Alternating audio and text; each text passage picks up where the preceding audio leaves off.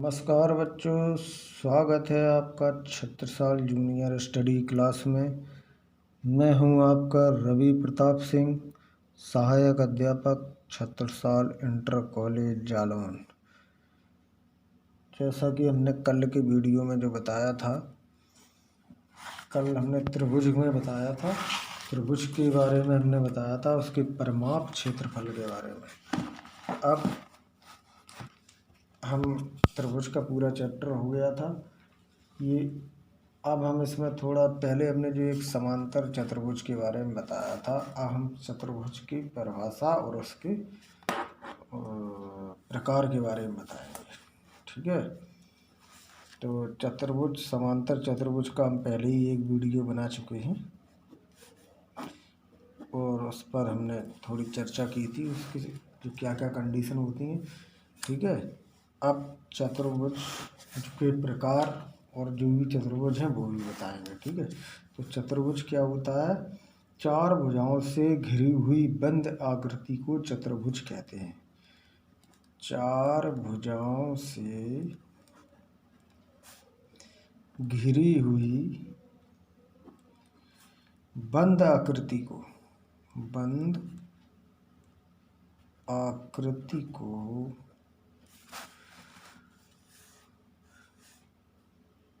चतुर्भुज कहते हैं। ठीक है, अब देखिए चतुर्भुज एक तो ये हो गया, ठीक, आयत, ये वर्ग, ठीक, ये हम बाद में बताएंगे, पहले हम चतुर्भुज के बारे में पढ़ेंगे। आयत, वर्ग भी आते हैं इसमें। ठीक है, अब ये है समांतर चतुर्भुज, ये है समचतुर्भुज। ठीक है, ये हो गया है समलंब चतुर्भुज, और ये ऐसा होता है एक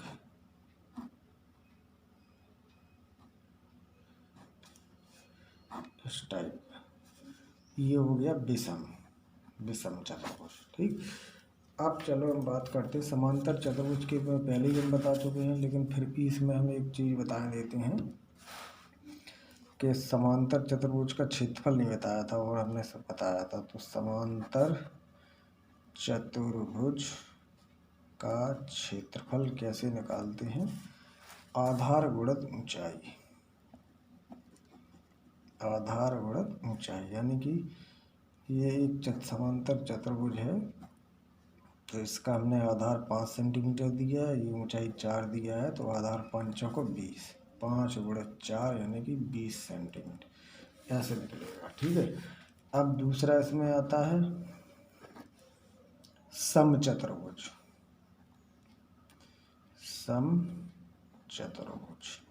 समचतुर्भुज क्या होती है? जिसकी चारों भुजाएं समान हो, जिसकी चारों भुजा समान हो। ठीक, अब इसमें एक कंडीशन क्या होती है? विकर्ण परस्पर लंब समद्विभाजित करते हैं। इसमें विकर्ण परस्पर लंब समद्विभाजित करते हैं। ठीक, जैसे ये एक चतुर्भुज है, ठीक, इसके जो विकर्ण गिरे हैं ये डालते हैं जो अपन विकर्ण, ये जो इनके जो कोण हैं जो 90 डिग्री पे होते हैं सारे। विकर्ण यहाँ काटता है, वो ये कोण जो बनेंगे वो सब 90 डिग्री बनते हैं। समचतुर्भुज का क्षेत्रफल कैसे निकालते हैं? समचतुर्भुज का क्षेत्रफल ऐसे ही निकालेंगे, आधार गुणित ऊंचाई, यानी कि भुजाएं दी हैं तो आधार गुणित ऊंचाई, समांतर चतुर्भुज की तरह। या अगर उसमें विकर्ण दिया है तो कैसे निकलेगा? समचतुर्भुज का क्षेत्रफल कैसे निकलेगा? 1/2 गुणित विकर्णों का गुणनफल, गुणित नहीं, सिर्फ विकर्णों का गुणनफल होगा। ठीक है, यानी कि जब उसमें क्या दिया हो, विकर्ण, ये जो विकर्ण है ये दिए हैं 5 और 7, तो 1/2 गुणित विकर्णों का गुणनफल ऐसे निकालोगे। और ये नहीं दिया है तो सीधा आधार गुणित ऊंचाई। ठीक है, अब इसमें आता है समलंब हो गया। जैसे एक चौथा नंबर का है समलंब हो गया विषम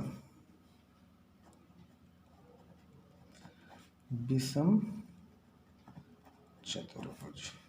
अब देखिए विषम चतुर्भुज में विषम चतुर्भुज वो होता है जिसकी सभी भुजाएं अलग अलग हों, जिसकी सभी भुजा अलग हो। ठीक, जैसे ये हो गया, ये हमने ये बनाया। ठीक है, ये लो, ये बन गया। ठीक, ये एक विषम चतुर्भुज है। अब विषम चतुर्भुज का क्षेत्रफल क्या होगा, यहाँ लिखो, विषम चतुर्भुज का क्षेत्रफल बराबर 1/2 गुणित विकर्ण पर डाले गए लंबों का योग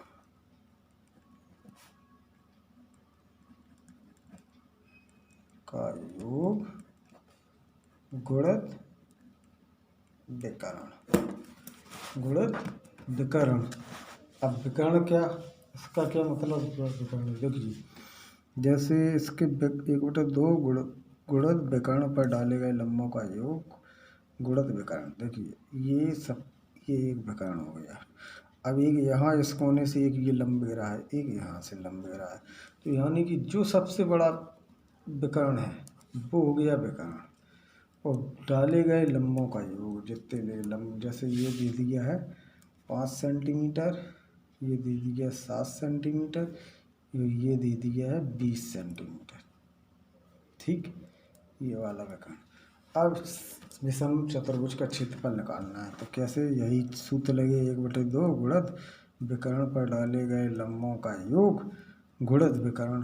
अब कैसे लगेगा, देखो 1/2 गुणित विकर्ण पर डाले गए लंबों का योग, कौन कौन लंब है, तो ये है 5, ये 7, तो क्या हो गया 5 + 7 गुणित विकर्ण सबसे बड़ा, विकर्ण वही होगा जो सबसे बड़ा है, ये वाला विकर्ण डला है, ये देखिए, इसके कितना दिया है 20 सेंटीमीटर गुणित 20। अब देखिए 1/2 गुणित 7 और 5, 5 7 7 5 12 गुणित 20। अब ये काटो, किससे कटेगा, 2 से, 2 एकम 2, 2 छक 12, तो कितना बचा 6 गुणित 20, कितना होगा विछक का 120 सेंटीमीटर। ये क्या आया, विषम चतुर्भुज का क्षेत्रफल।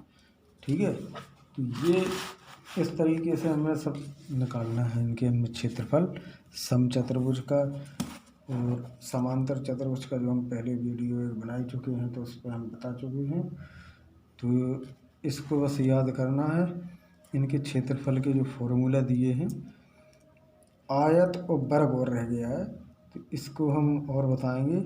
आयत क्या है, इसके आमने सामने की भुजाएं बराबर होती हैं, वो आयत होता है, और प्रत्येक कोण 90 डिग्री का होता है।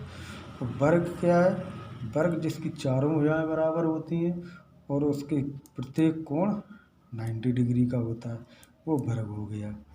बस, और इसमें कुछ नहीं है। आयत वर्ग तो ये 6 और 7 में भी पढ़ाया था, वही चीज़ है।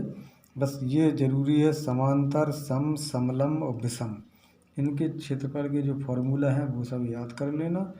और आयत वर्ग का हमने जो बता दिया है, और अभी अच्छी डिटेल से बाद में बता देंगे, अभी इतना इसको याद रखना, इसी के जो फॉर्मूला है इससे क्वेश्चन लगेंगे। ठीक है, आज के लिए सिर्फ इतना ही। धन्यवाद।